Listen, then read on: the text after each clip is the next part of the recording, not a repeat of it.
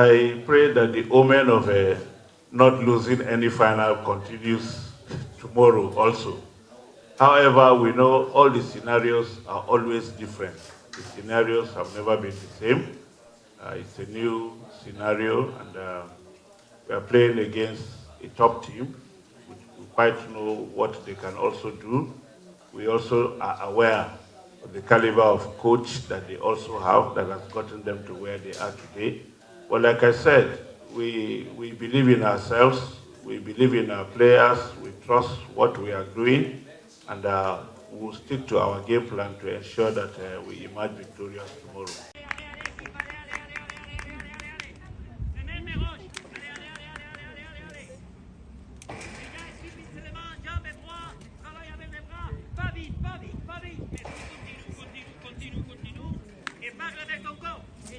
The Nigerian team is between a medium to high level. They've got strong players, physically speaking, and they are really very outstanding in terms of their individual qualities. The players play in big leagues, and as a team they won the trophy many times. So this Nigerian team in this competition improved a lot, and every game is getting even better. Played some really very difficult teams as well. But as I told you, it is going to be a final game, and we are going to face them without any inferiority or complex. Our players are committed, highly motivated, so that they can get into history.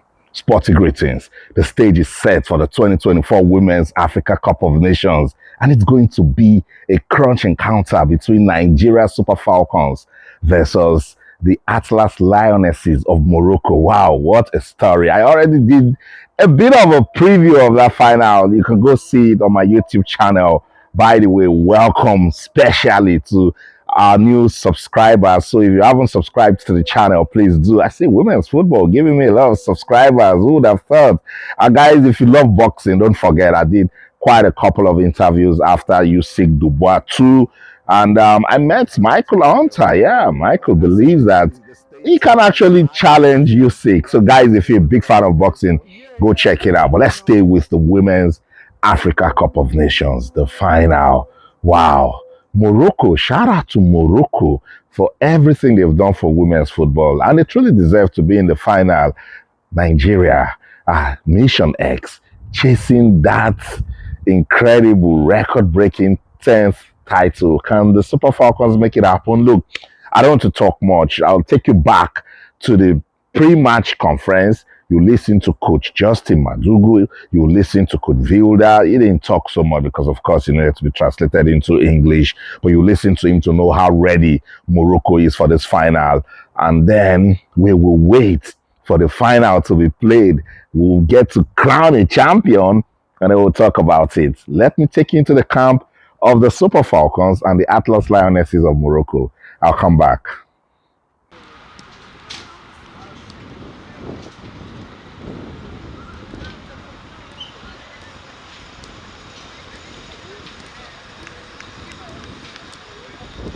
When you play in a cup final, there are always pressures because it comes with the extra desire that you really want to make it.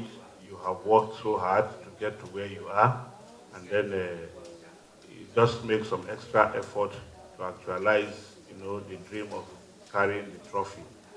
Yes, we are preparing very well in all aspects, mentally, psychologically, whatever it is that we are anticipating, we are taking care of it, and we know it's not just going to be just playing football and we go. We must prepare for every scenario that can occur on the field of play. We're fully aware of that, and experience has taught us so many things, and we're fully prepared for that.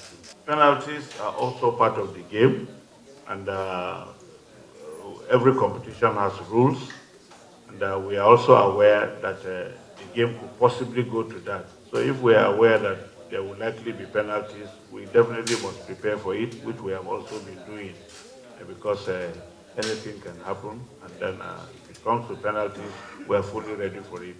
Francisca Odega was out of training yesterday because she had a knock, and the medical team are also working on her to see how fast she can recover.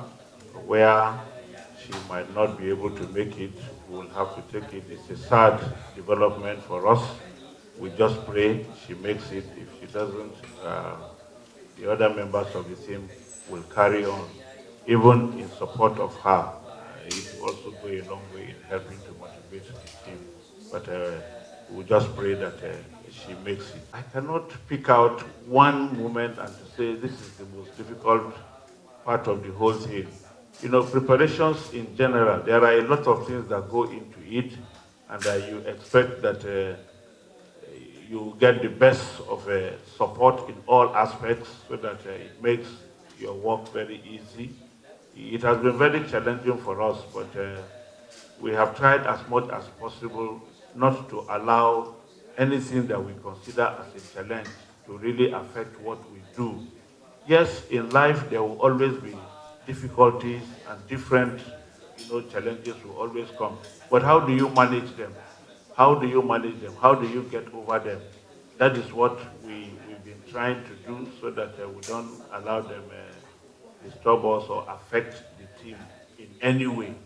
But like I said, certainly there have been challenges because when you look at our preparations and how we got here too, they are all things that are calls for concern. But then, like I said, we must make the best out of every situation that we find ourselves and not allow it, affect us in any way.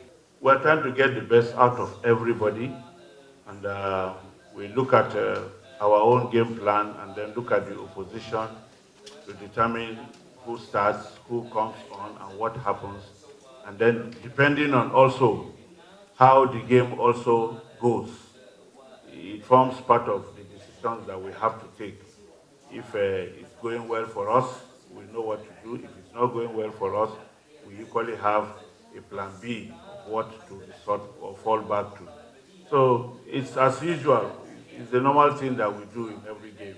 You pick the best that you think will get results for you, and that if it's not working out well, you have the option of making changes. When you go for a competition, you already know that all the teams you are going to play, irrespective of where they come from, there will always be tough teams. And as you make progress in the competition, you know it will be more competitive and tougher than maybe the group stages of the competition.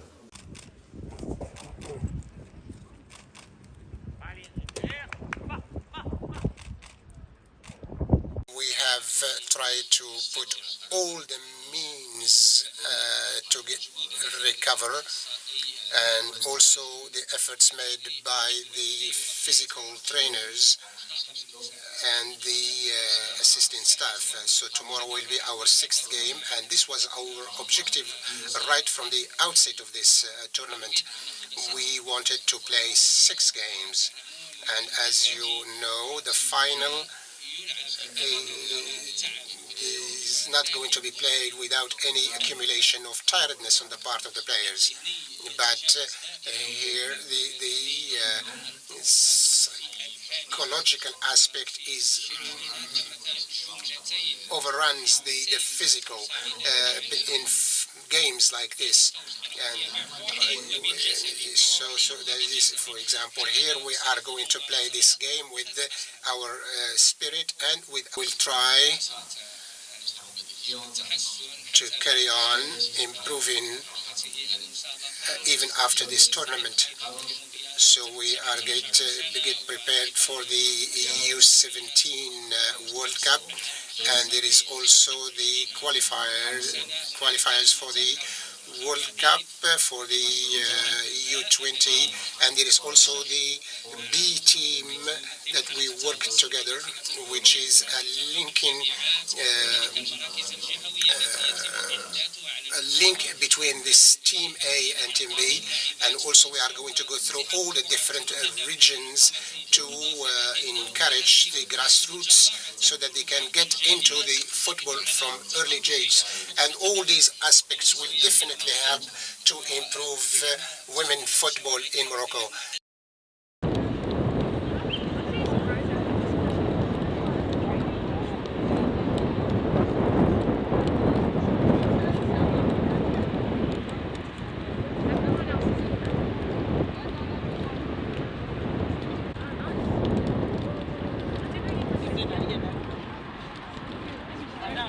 Yes, the last game we played was against a very good side, and we were able to overcome it. We're going to play another good side in the finals.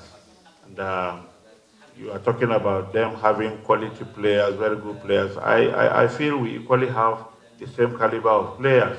We have players that are professionals that are playing for some of the top teams across the globe. The players themselves even know each other. Some of them are even teammates. Some of them play in the same league. So they know much more than we even know because of the relationship that exists, between them in their clubs and in the leagues that they also play.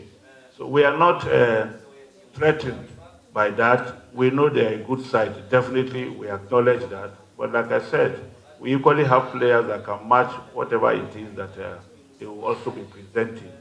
And with regards to the aspect of development of the game, we know very well that there has been progress. It's still work in progress. A lot can still be done to make the African game better in terms of support from various areas. A lot can still be done in that regard to make the game better, and the players to also give in more than they are also giving currently.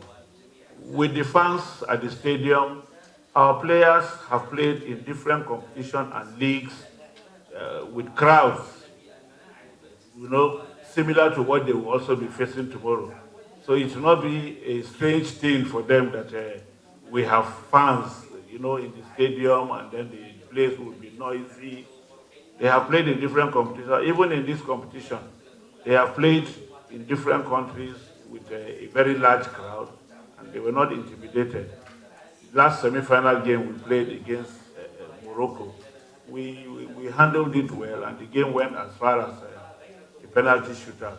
So it's not a strange thing. It's something that we know, and then we're ready for it. No problem. Mission X is a slogan. It is something that all of us are committed to. And what is it? Just winning this trophy for the 10th time. We are all determined to do it. We are all committed to it. And by God's grace, we are praying and doing our best to make sure that it is made a reality tomorrow. For me personally, uh, yes, anybody in my position will be happy that you have done something for your country and that you have made a lot of people happy also.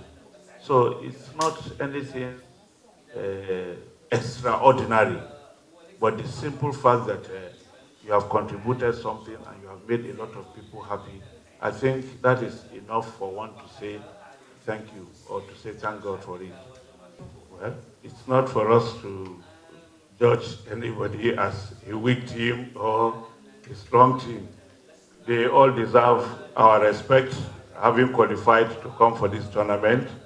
And it's about judgment. And, this team is stronger than the other. It's about judgment, but I think they all deserve respect, having qualified to come for the tournament. And we all know everybody cannot win, certainly. No matter how competitive the teams can even be, somebody must win and another must lose for the competition to make progress. By any means, they will be separated. So that some of them are not playing in the final does not make them bad sides, but they have also done well to have gotten here. So we do not look at it from the angle that they are coming from a weaker group and then we are coming from a much tougher group.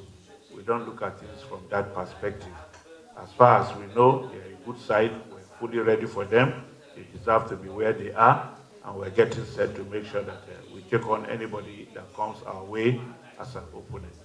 To our fans, we cannot thank them enough. To be very candid, we cannot thank them enough. They have been supportive. Their voices have been heard. Messages have been sent. Different platforms. In support of the team. Prayers have been said everywhere. So we quite appreciate all that our countrymen and women are doing to ensure that they make things easy for us, or they show us their total support, so that we'll try as much as possible to make sure that we make them happy by winning the trophy tomorrow. So there you have it. No, nothing to add from me. I must say, Coach Justin Madugu has improved with his understanding of the game, his communication, guys, success, victory is powerful. Right after the win after Zambia, everything about Coach Madugu changed. The way he interpreted the game, his understanding of his strategies, the players, everything. Shout out to Coach Madugu. I've already said big ups to Morocco before people will come for me. But hey, I'm proudly Niger all day, every day.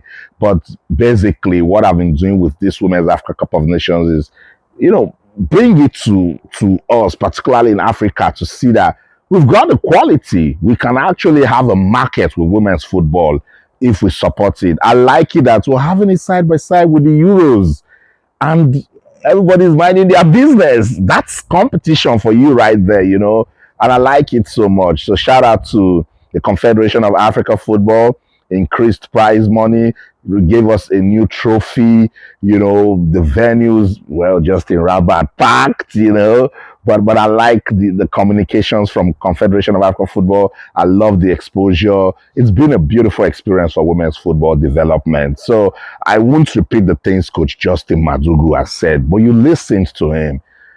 After all said and done, do you not think, are you confident that the Super Falcons can go all the way against Morocco, first avenge that loss of 2022, win a record 10th WAFCON title, and actually get crowned the highest supremacy of women's football in Africa? Do you think Nigeria can do this?